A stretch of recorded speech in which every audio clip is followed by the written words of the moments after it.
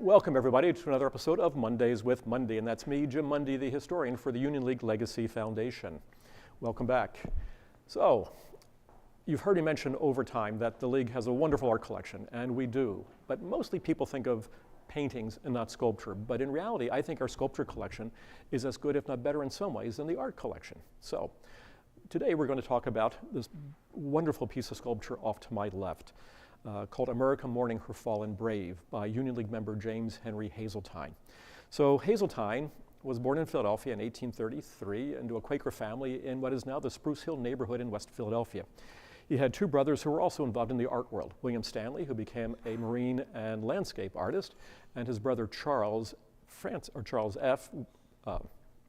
Haseltine, who owned the family art gallery at 1418 Chestnut Street, literally just on the other side of the wall here, basically. And it was considered the best gallery in Philadelphia, the only one, for instance, where Thomas Eakins ever sent his paintings and things like that. So this was a powerful artistic family here in Philadelphia. So Haseltine studied art at the Pennsylvania Academy of the Fine Arts under the tutelage of Joseph Alexis Bailey, who, though he never joined the Union League, was involved with the art collection at the League in the sense that in 1870, 71, and 73, he was on the art committee that held the first three art exhibits here in the building itself. And we have a piece of his own sculpture, literally right above my head anyway, on the second floor above us. It is a bronze equestrian of Ulysses S. Grant. So nice connections there. But let's get back to Haseltine. So Haseltine was studying at the Pennsylvania Academy in the mid-1850s, but in 1857, he made his own, shall we say, journey to Rome, because that was the center of the art world in the 19th century. And if you wanted to be a sculptor, what better place was there to be than Rome itself? And so Haseltine moved over in 1857, and he was there in 1861 when the Civil War broke out here in the United States. Haseltine came back to Philadelphia. He would join the 6th Pennsylvania Cavalry. He would join the Union League, so this is obviously in 1863. And he would spend 2 years fighting just wonderfully well for his country. Rose to the rank of major, actually. When the war was over, Haseltine returned to Rome to continue his studies. In the meantime, members of the Union League wanted to create some kind of a memorial or monument to what had just occurred over the previous 4 years. And so they commissioned this piece from Haseltine in Rome. America Mourning Her Fallen Brave. And I think the message here that the members in Haseltine are getting across is that in the Civil War, it's the entire country that suffers, not just one side or the other. Just take a look at her face. I mean, it is full of sadness and sorrow. And clutched to her breast is one of two sets of Victorian mourning wreaths, one for the North and one for the South. And I think, and again, the message there is, yes, we have all suffered, but yes, let's reconcile now that the war is over at the same time. And if you look closely at the sculpture, you'll see that there are patriotic symbols. So here, on her sandals alone, she has a shield that has 13 stars. And if you look at the hem of her drapery, you'll see three alternating symbols. One, we have an eagle for the Union, the United States. We have cross cannons for the Army and a porpoise for the Navy. It's resplendent sculpture, if you see her. So this has to be one of the earliest monuments post-Civil War commissioned in the country itself. She was originally located here in this hallway in the Broad Street building, but on the opposite side. So I'm on the north side, she was on the south side, in the middle of the hallway where the painting Three Medals of Honor is currently located.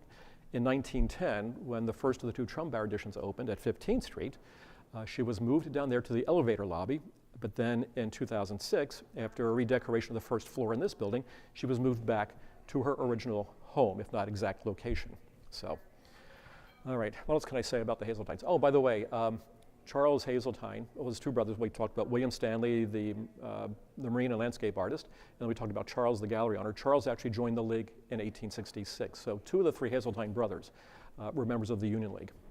Now, in Italy, James would move his studio from Rome to Nice in France, just across the Italian-French border, and he stayed there for a number of years, but eventually returning to Rome, which is where he would die in 1907. And his brother William had also moved to Rome to study, because again, it was the center of the art world in the 19th century at that point, and he too was buried in Rome, both of them at the Protestant cemetery in Rome itself. So one thing, so how do we know exactly when this, who did it and how it was dated, where was it made, and things like that? Very simple, and watch this. This is kind of neat. So we simply take her and we turn her, because on the back, she is indeed signed and dated. J. Henry Haseltine, sculptor, Rome, 1867. So I find it's incredible that 1867 technology on this beautiful marble pedestal was such that we could take a marble sculpture that weighs well over a ton and turn her as easily as that. So hopefully, but when you come to the Lig, I encourage everybody to come and stop and just gaze at this wonderful piece of sculpture, but don't turn her, please. Okay. Now, opposite me, though, we have a painting. We actually have a portrait of James Henry Haseltine in his studio in Nice. It was done by a French artist named Émilie Rouen, and in this painting, you can see what we call a portrait bust. That is, it's a sculpture, but it's a, portraits, but a sculpture of portrait is a portrait bust. All right.